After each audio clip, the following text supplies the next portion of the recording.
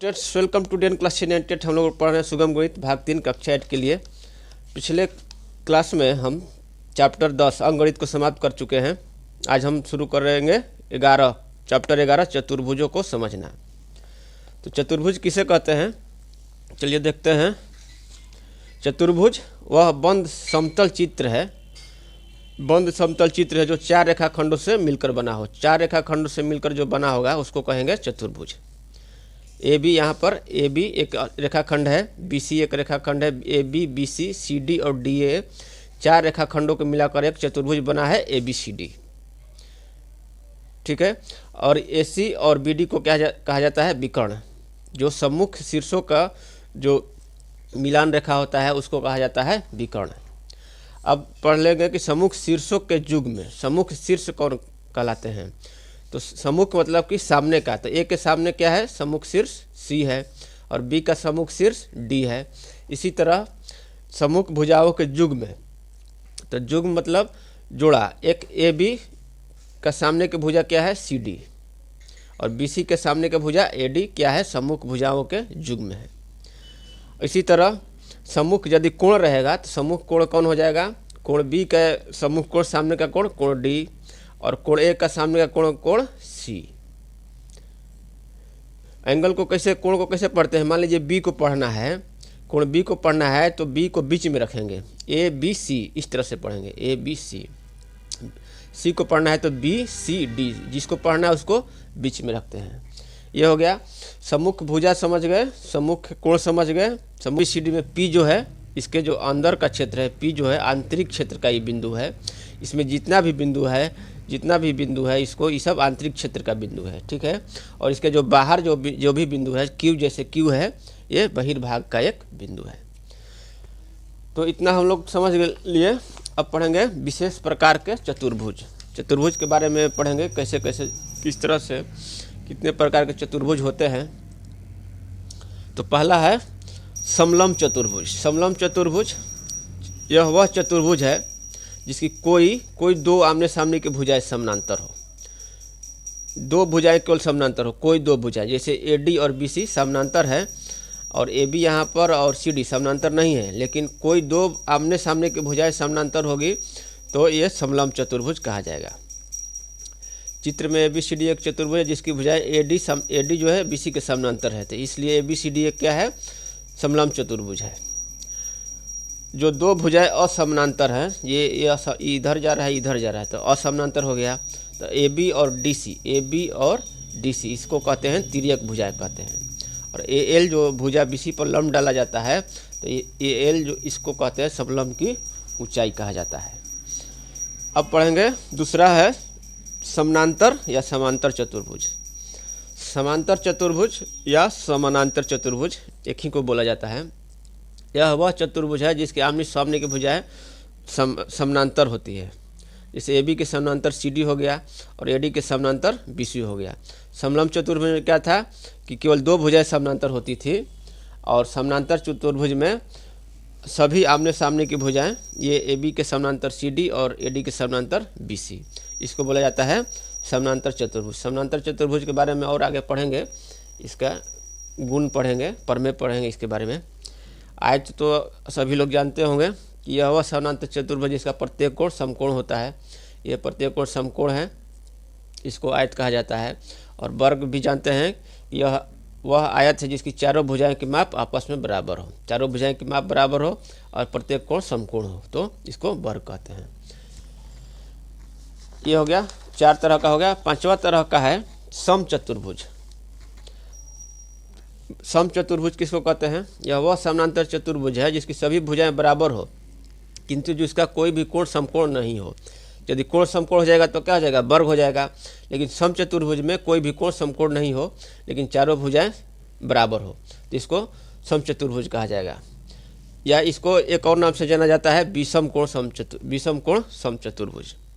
मतलब कि सभी जो कोण हैं वो विषम कोण होते हैं, सभी अलग अलग होते हैं, कोई भी कोण समकोण नहीं होता है। तो इस तरह से हो गया सम चतुर्भुज। अब इस चैप्टर में हम अधिकतर समानांतर चतुर्भुज के बारे में पढ़ेंगे। तो समानांतर चतुर्भुज का जो गुणधर्म है उसमें है प्रमेय 1।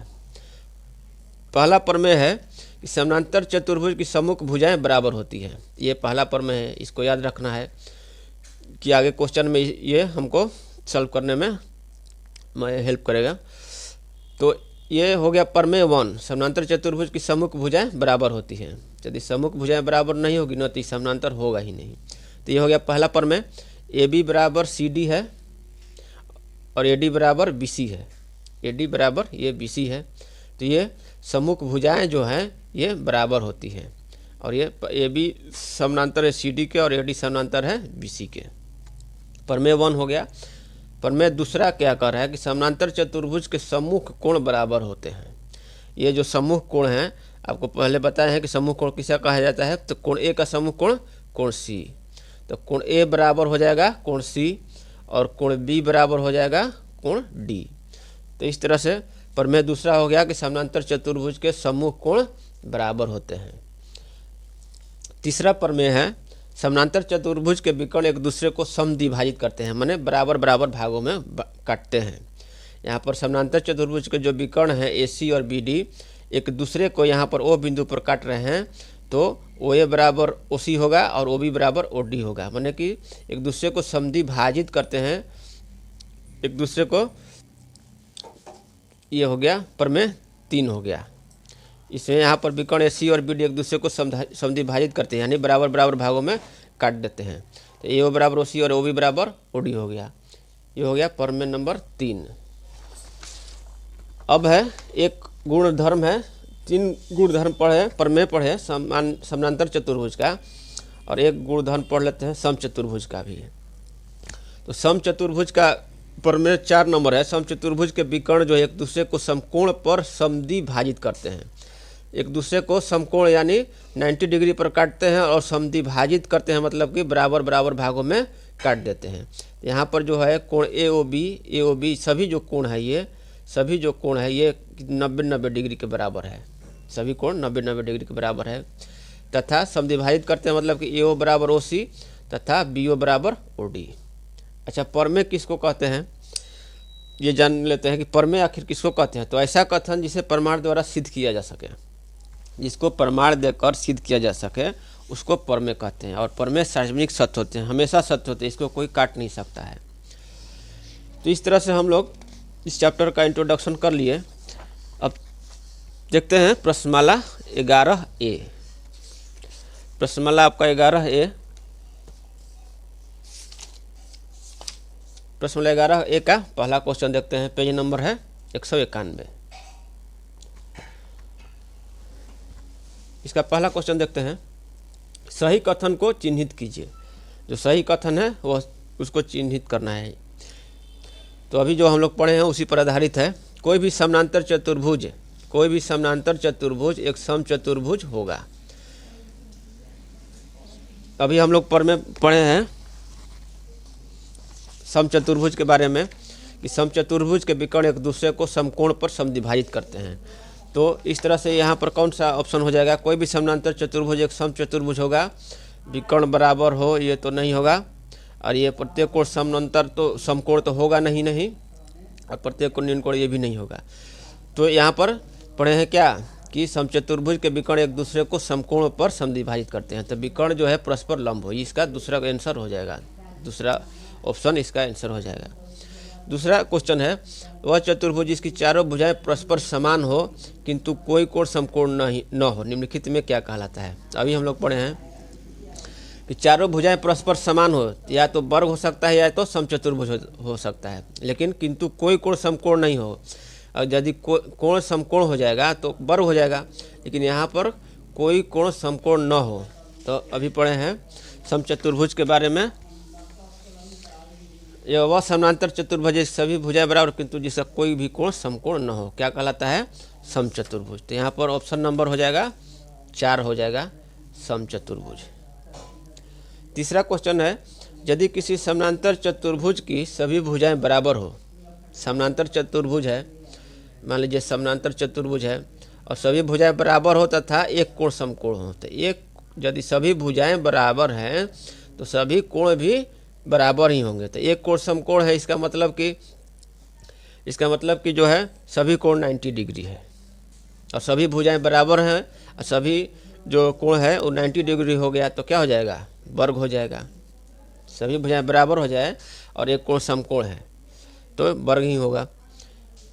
चौथा का पहला है कि किसी चतुर्भुज के समानांतर चतुर्भुज होने के लिए उसके विकर्णों में क्या संबंध होगा। किसी चतुर्भुज के समानांतर चतुर्भुज होने के लिए उसके विकर्णों का क्या संबंध होगा। तो यहाँ पर जो है हम प्रमेय नंबर 3 पढ़े हैं कि समानांतर चतुर्भुज के विकर्ण जो है एक दूसरे को समद्विभाजित करते हैं। तो यहाँ पर हो जाएगा प्रमेय 3 के अनुसार जो है विकर्ण जो है एक दूसरे को समद्विभाजित करेंगे तो वह चतुर्भुज समानांतर चतुर्भुज हो जाएगा। विकर्ण लिखेंगे, विकर्ण एक दूसरे को, या लिखते हैं परस्पर, परस्पर परस्पर यानी एक दूसरे को समद्विभाजित करते हैं, समद्विभाजित करते हैं। विकर्ण परस्पर समद्विभाजित होंगे तो ये वो चतुर्भुज समानांतर चतुर्भुज हो जाएगा। दूसरा है, चौथा का दूसरा है, किसी समानांतर चतुर्भुज के समचतुर्भुज होने के लिए उसके विकर्णों में क्या संबंध होगा।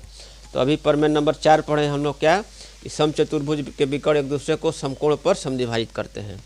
तो समचतुर्भुज होने के लिए विकर्णों में क्या संबंध होगा, विकर्ण जो है परस्पर, विकर्ण परस्पर लंब होंगे, विकर्ण परस्पर समकोण पर समद्विभाजित करेंगे लिख सकते हैं, या विकर्ण परस्पर लंब होंगे। या लिख सकते हैं कि विकर्ण परस्पर एक दूसरे को समकोण पर समद्विभाजित करेंगे। विकर्ण परस्पर एक दूसरे को हो गया समकोण पर समद्विभाजित करेंगे।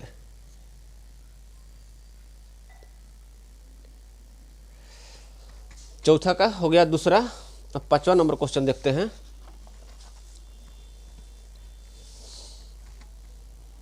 5वां नंबर क्वेश्चन है, बगल के समानांतर चतुर्भुज ABCD में, ABCD एक बगल समानांतर चतुर्भुज दिया हुआ है, कोण थीटा बराबर ये दिया है 75 डिग्री, ठीक है। तो ये बीटा का मान निकालना है, यानी कोण D का मतलब कोण ADC का मान निकालना होता है। तो सीधा कोण प्रमेय से हम लोग जानते हैं, सीधा कोण प्रमेय या इसको रिजु सीधा को बोलते हैं रिजु कोण प्रमेय।